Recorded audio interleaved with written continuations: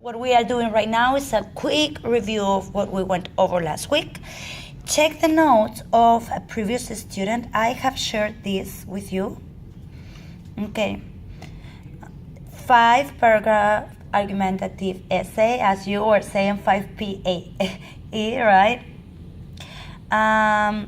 Today I want to work a little bit with brainstorming for the class project that we are going to start. We went over the structure. We mentioned very briefly the heart of our essay. What is the heart of our essay? The thesis statement, okay? Here you can see, right? Thesis statement. So, introduction starts with the hook, that is the what of the closer. It's the Hawaiian cousin, right? They are Hawaiian cousins. They are super close, okay? And then it's from general to specific. So it can be open. We are going to go over certain techniques, how to attract the attention of our reader. Because now this is a question for you. What is the main purpose, the goal of our argumentative essay? What is it? I wrote it down. Hold on 1 second. Yes, we got it.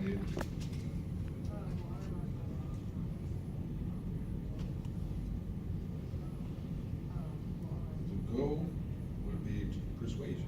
Very good, right here. Argumentative, to persuade, okay, convince by means of logic. Remember that persuasion, you can persuade by many means. By force, by power, by means of logic. That's what we want. And we are going to rely on the experts, on facts. Okay, very good. So, this essay is not completely only expository. Expository, I'm just showing, giving information. So it's not just informative or expository. It's not just narrative or descriptive. Nonetheless, especially when we add details in the supporting paragraphs, that's when we will add elements of narration and description, okay, to keep on convincing my reader. So argumentative contains all these elements: expository, narrative, descriptive. Yeah. Okay, and one thing, look at this. This is, I don't know if I mentioned that last time, but we don't want to add I believe, I think, in my opinion. I remember I was at a group of boot camp with a lot of military, right? And the creator of that boot camp arrived, and he couldn't move much. Okay, he was a veteran. He was injured, and then on the first row you had the super strong military guys, and he was, I know many of you think that you are fit, right? And the guys were like, yeah. And the first row, it's like, yes, that's what you believe, but that's what you believe. It might not be true. So when you say I believe, when you use the first person, in my opinion, I believe, that lacks a little bit of credibility. It's not an opinion essay, as you were mentioning nicely, okay? I want to convince. I'm going to rely on the experts. I'm going to introduce. I will help you, adding a little bit of in-text citation. I'm not saying that, okay? I'm backing that idea of mine with the experts. In what moment can you use the first person, either singular or plural, I or we? Only when you are detailed by means of experience. Okay? So that's the second point. Introduce the topic. Could you repeat, please, dear student, your question? If we don't want to use I believe, in my opinion, because it lacks objectivity, I can think, okay, that's what you believe. That's like what that trainer was saying, okay, you believe that you are fit. Watch. And you will see if you are fit or not. So basically it's the same. I want to convince you. And I want to convince you, I'm going to back it up, okay, by details and one by facts. So what can we do? What is the other option instead of saying I believe? Let's check here. So please could you read here? Use first person. Use first person when giving examples from your personal life, but do not use first person in a redundant way. It is unnecessary. It lacks sophistication.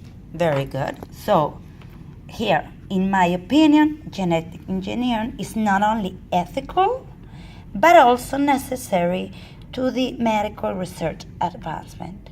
So what if we take just away this? In my opinion. Yeah. And then you just, can you read it, please? Can you read it without, in my opinion? You start. Engineering is not only ethical, but also necessary to the medical research advancement. Does it make sense? That's a fact. It's a fact, and you are just saying that. But actually, to other people, it might not be necessarily. You are exposing your idea in a very direct and convincing way. And you have the whole paper to give me details. You will give me facts. You will convince me. All right?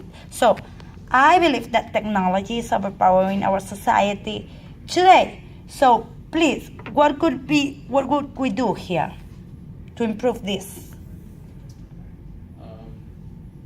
TKO, I believe that. And so you start. Technology is overpowering our society today. Perfect. And of course, we will finish this with a full stop, okay? Or with a period. Right. It is like, and notice, it's not, today we're going to go with all the class going to do. We will go over brainstorming and thesis statement, period. That's it. I want to make sure that we follow those 7 guidelines. So, 7 guidelines. A single idea for the thesis statement, one main idea. So, is the author's well-reasoned claim. So, it's your stand. It's not just an announcement. Today was hot. That could be an announcement, right? Of course, it's not a question because it's your personal statement. It has to be vigorous, powerful. And the length is neither too broad nor too narrow. And finally, we have to back up what we are saying with the experts. So it needs to be supportable. I had one student whose thesis statement was, walking dead are all around us. So it's like, really? Like zombies are around us. And I was like, okay, but if you can support that statement with facts, he was like bringing facts of Fox News. It's like Fox News is not the best source, all right? And then he changed a little bit and he was like talking about those people who that they believe that they're dead, right? But actually they are not, and it's like kind of an illness. So the essay changed a little bit. So if you can prove that UFOs exist, if that's your thesis, fine, no problem. But bring me like reliable sources, okay? So that's important. It has to be supportable. So